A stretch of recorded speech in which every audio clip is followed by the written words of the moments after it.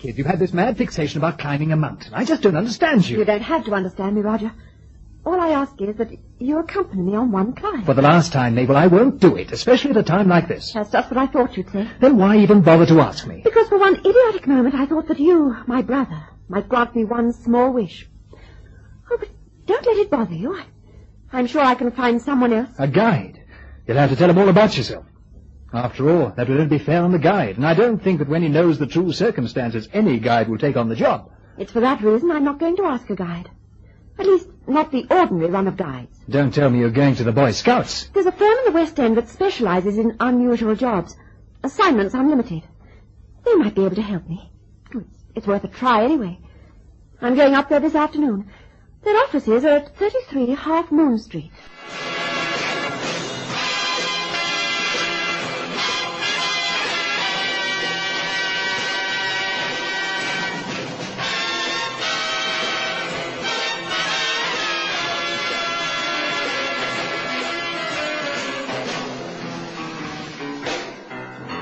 My usual wont, to introduce to you my client before the story unfolds. But tonight, I'd like you to eavesdrop on a London scene that occurred just 24 hours before my client decided to come to 33 Half Moon Street. So you came, eh? As you knew I would. Don't worry about the two blokes on either side of us. They work for me. Afraid of witnesses, Sid? Not of these witnesses. In fact, I'd like them to get to know you better. For future reference, like. If it's the money. It's always the money, Mr. Dixon. It could hardly be a social occasion, could it? I mean, you and me, we're not on the same social Why don't you scale. get on with it and say what you have to say? I hope your purse is as big as your lip. It's just a matter of time. I told you that. You're right. A matter of time. You've got exactly 1 week. A week? I can't guarantee anything in a week. I can. Show him your toothpick, Eddie. A razor. Guaranteed to give you a clean shave. Right down to the bone. Now, wait a minute. No, not a minute. I'm a reasonable man. A week.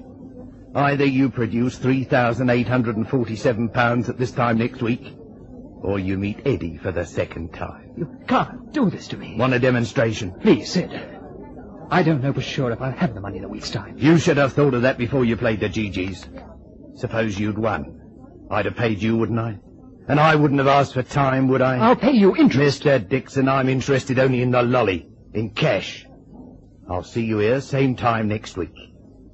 Now, if you'll excuse me, I've got to go out and pay 25ers to a geezer who was lucky today. Backed 6 winners out of 8 starts. It was a proper carver.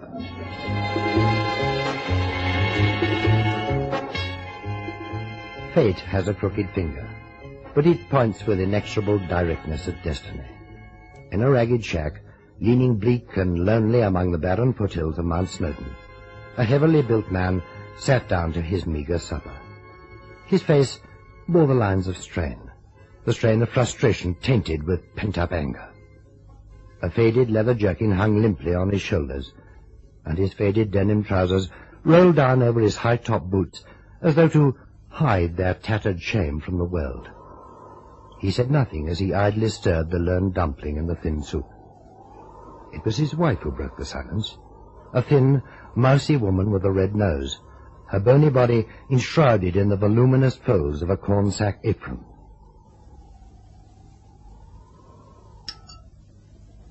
How'd it go at the meeting? Same. Don't you ever give up. I'll win in the end, Lucy. That's what you've been saying for the past 6 months. Just have patience, lass. I've got patience, Jack Hawthorne. Lots of it. The patience any mountaineer's wife must have if she's to remain in her right mind, but patience doesn't pay the grocer's bills, and you don't have to look at your supper too hard to know we're starving. I know, lass. Then why don't you do something about it, man? Like what? Get another sort of job. Here we go again. Well, anything's better than sitting here day after day and things going from bad to worse. Just a temporary job. Just something to tide us over. If I leave now, it means the committee has won. I'll never get another job as guide as long as I live. Then let's go back home to Shapfell. We didn't do so bad. That antique. The money's here. That's a laugh. Well, it wasn't until that bloated beggar had his heart attack on the east face. That's no way to speak of the dead, Jack Hawthorne. Maybe not, but how was I to know he'd die on me? What am I supposed to do? Give every client a medical before I take him up? You're supposed to bring him back alive. I'm a mountaineer, not a ruddy white hunter. Well, you haven't lost all your sense of humour anyway. That's a blessing, I don't think. Giggs fell from that ledge because he had an heart attack, not because of my incompetence. I could lose any of those toughies on that mountain. Everyone knows that, love. And why won't they let me back into the committee? Answer me that. No, don't waste your breath. If I were a third-rate gilly like the rest of them, I'd have been back on the mountain the day after he was buried. So blazes with the committee, I say. If only I could get a private job without their sanction. But everyone goes to the committee for recommendations. Don't I know it? You know what I'd like to see? I'd like to see one of them Gaelic gentlemen take up someone who wasn't really fit to go and have him die on him. Jack Arthur. All right, it's a terrible thing to say. But if it happened, they wouldn't have a leg to stand on, would they? They'd have no choice but to let me back into the committee. Just one accidental death when the climber wasn't fit to climb. My client was Miss Mabel Dixon, a well-bred young lady of some 20 years. She carried herself with a proud bearing that indicated a strong character, a strength her physical appearance failed to match. She was pale and wan, and even the twinkling eyes and generous smile couldn't hide some intense inner suffering, which is probably why I was surprised at her request. She wanted to climb a mountain, and she asked me to provide a companion. I learned nothing of her from our brief encounter.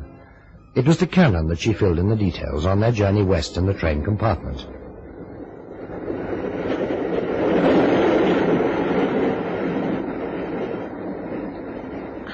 I so want this holiday to be a success, Mr. Cannon. And I would like us to be on a friendly footing. Well, I'm the epitome of geniality, ma'am. Then we can start by using first names. I'm Mabel. Well, now, there you got me. I only go by my nickname. That is Mr. Cannon? Cannon. Your nickname is the same as your surname. Well, you said you wanted fun. The name's Cannon, but believe me, I'm no big bore. All right, then Cannon it shall be. Have you done much mountain climbing? Well, I gave Everest a miss, and I find something offensive in tropical snow, so I passed up Kilimanjaro. But I can crab a wall and negotiate a chimney, so I guess I'll do. I'm so glad. And I guess I'll pick up a few tips from you. Well, not from me, Cannon. This is the first mountain I've ever tried to climb. Huh? Will it make any difference? No, I guess not, but why start with Snowden? I mean, you could have had your first lesson on a coal mine slag heap or something. When my father was alive, he wouldn't let me go. His excuse was that we couldn't afford it. No, I took that with a pinch of salt. Oh, we weren't terribly rich, mark you, but I knew it wasn't the expense that dictated his motive. He just didn't like the idea of his favorite daughter hanging by a slender thread on her life, is that it? That's better put than you realize. However, we did have one wealthy member of the family, an aunt.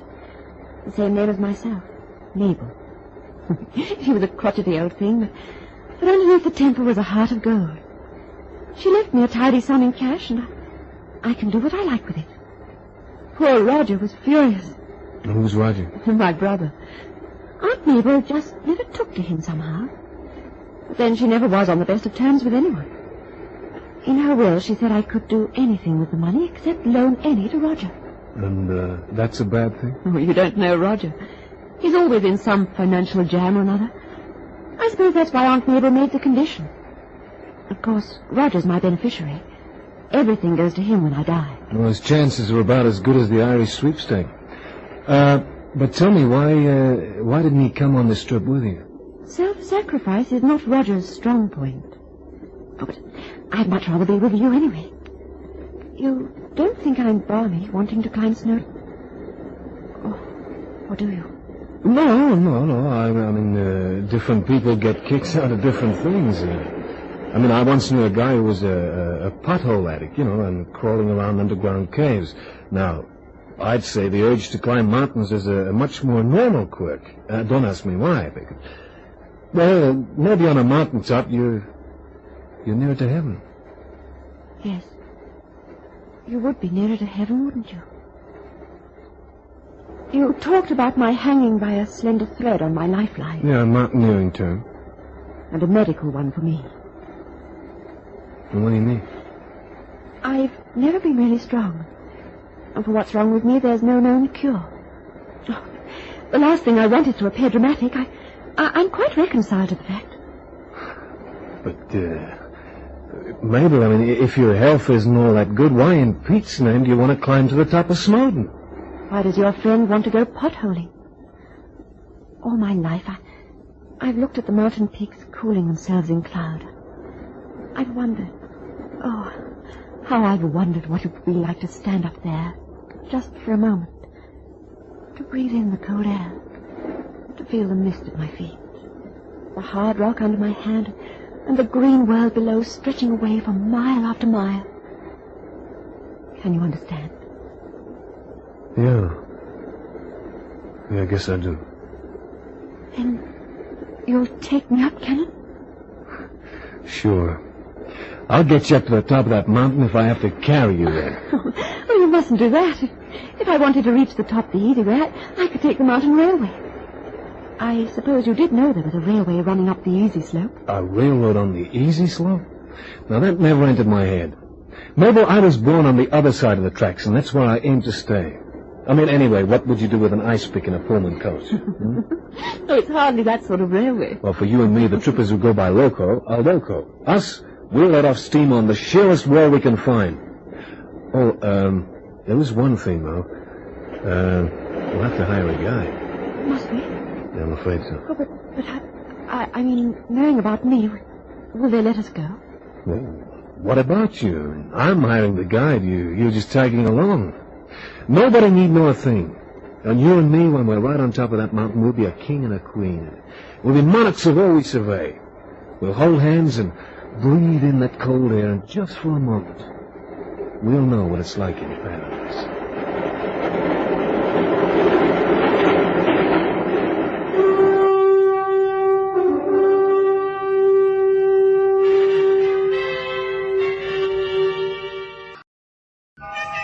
The mountain hotel is snug and cosy with a cheerful untidiness.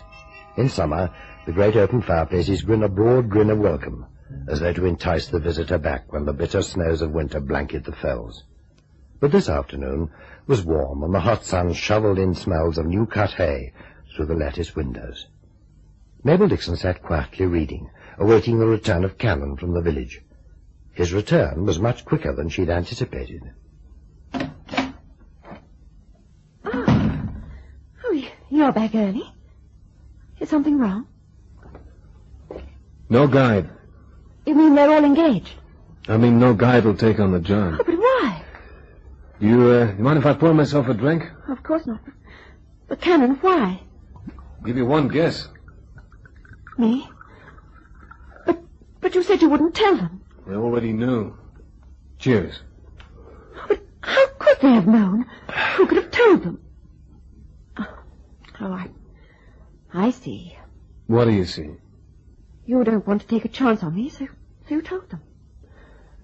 Well, I can't say that I blame you.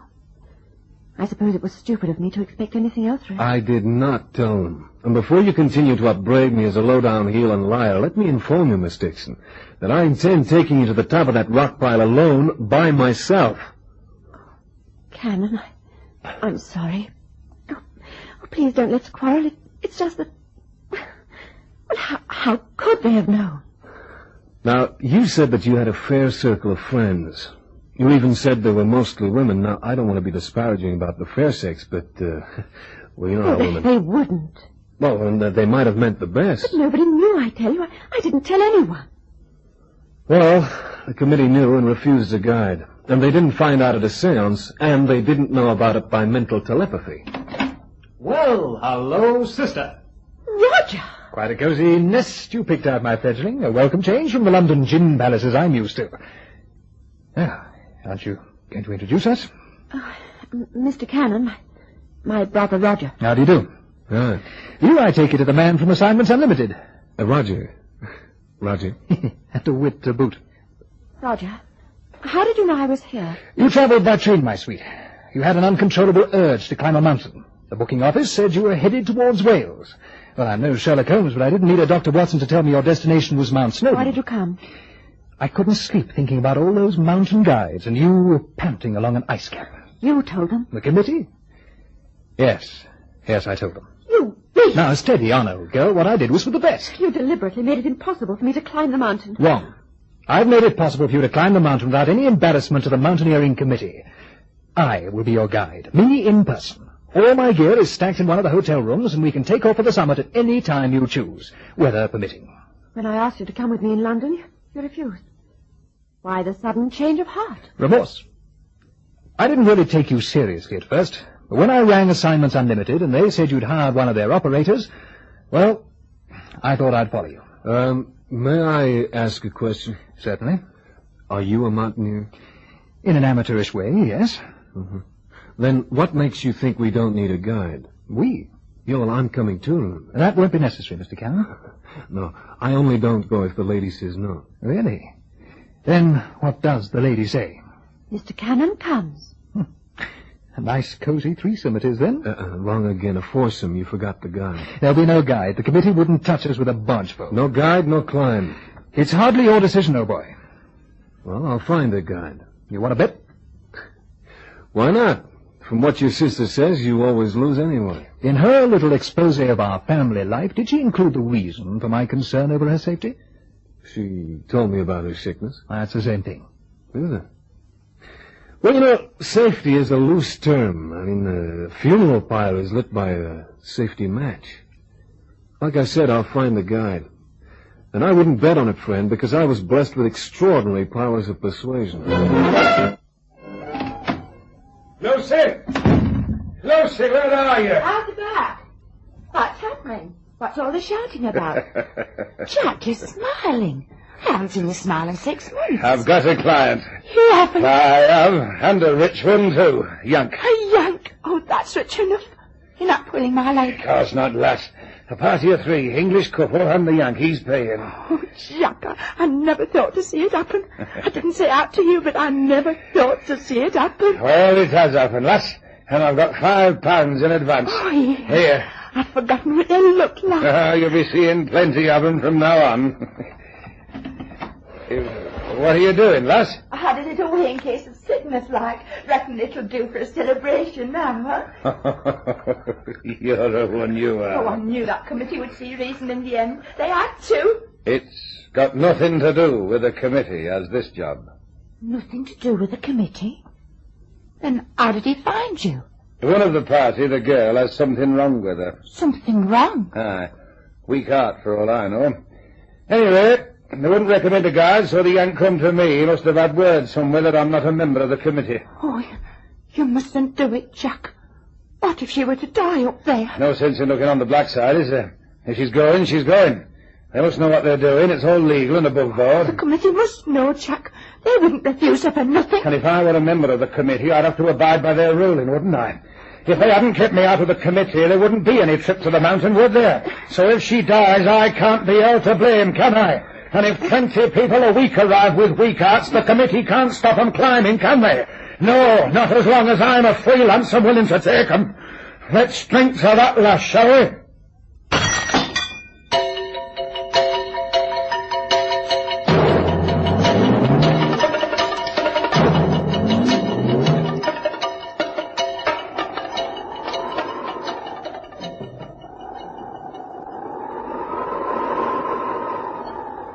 This is the hard part. See that your ropes are tied secure.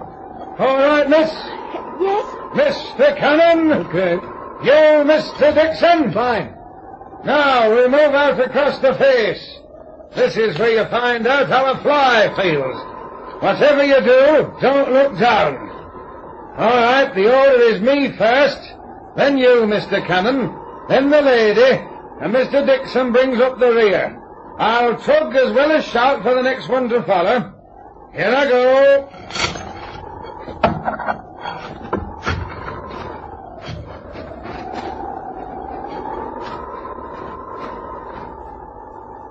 Come now, Mr. Cannon!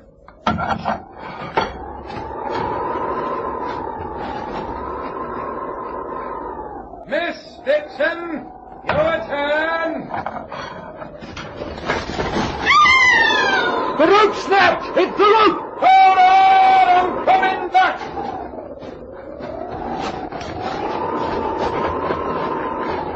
Where is she? Down there. The outcrop broke her fall and she's clinging to a ledge. I hope to heaven she can hang on. How do we get down to her? From here, we can't. I'll have to climb down and come up to her. But the wall overhangs. To try that'd be suicide. I'm the guide, Mr. Cannon. Suicide or not, that's what I'm going to do. You two wait here. You can't do it, Hawthorne. I know my duty, Mr. Cannon. Wait. It's no use, Hawthorne. Cannon's right. It will be suicide to try and climb up there. Anyway, it'll take you too long. She's not very strong at the best of times. She'll never hold on there until you can reach her. You got any other suggestions? Yes, I have. There's a ledge running along the face. I think we can reach her along that. It's crumbly, Mr. Dixon. It's liable to give way underneath you. I'll take that chance. Yeah, I see it. And I think I can make it. This is my wicked cannon. She's my sister. Anyway, I'm by far the lightest. There's less chance of it crumbling under me. I can't let you do it, Mr. Dixon. If the rock crumbles, you'll fall to a certain death. Just try and stop me. Now listen. I'll take a line with me and tie it round her. Stake in this end, and I'll swing her out if the ledge gives way. Right? Good luck, sir. Yeah. Good luck, kid.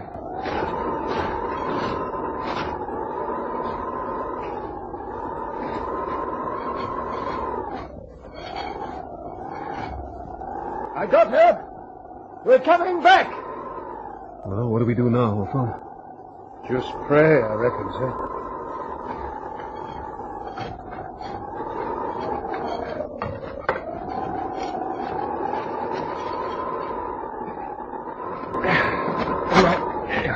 Take care. How about you? You all right, miss? I'm all right. You don't know how lucky you are. You say that again. The mountain challenged me. And I won. Wasn't the mountain challenge you, Mabel? What's that? Take a look at this rope where it snapped. It's been cut with a knife halfway through.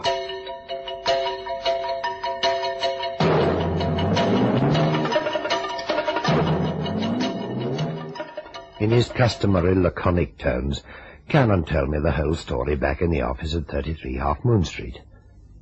But he'd taken no action in the matter, and this I thought odd.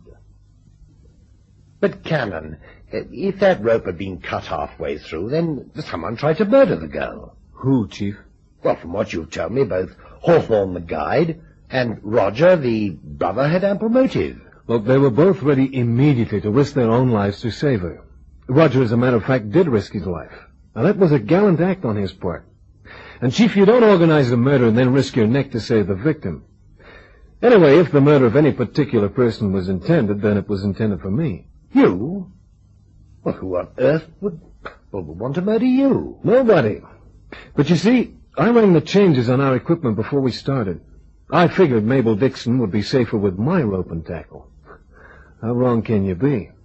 Somebody wanted an accident on that mountain, and it wasn't Roger Dixon or Jack Hawthorne. Then who? Well, that's anybody's guess, but there's one thing. Nobody on the committee is jealous of Hawthorne anymore. He's right back with it. In fact, they've asked him to be secretary. And Roger Dixon? Oh, his sister got him out of trouble. The old aunt's will said no loan, but it didn't preclude an outright gift. I do hear tell he's given up gambling for good. Must have been the mountain air. Have you heard from Mabel Dixon?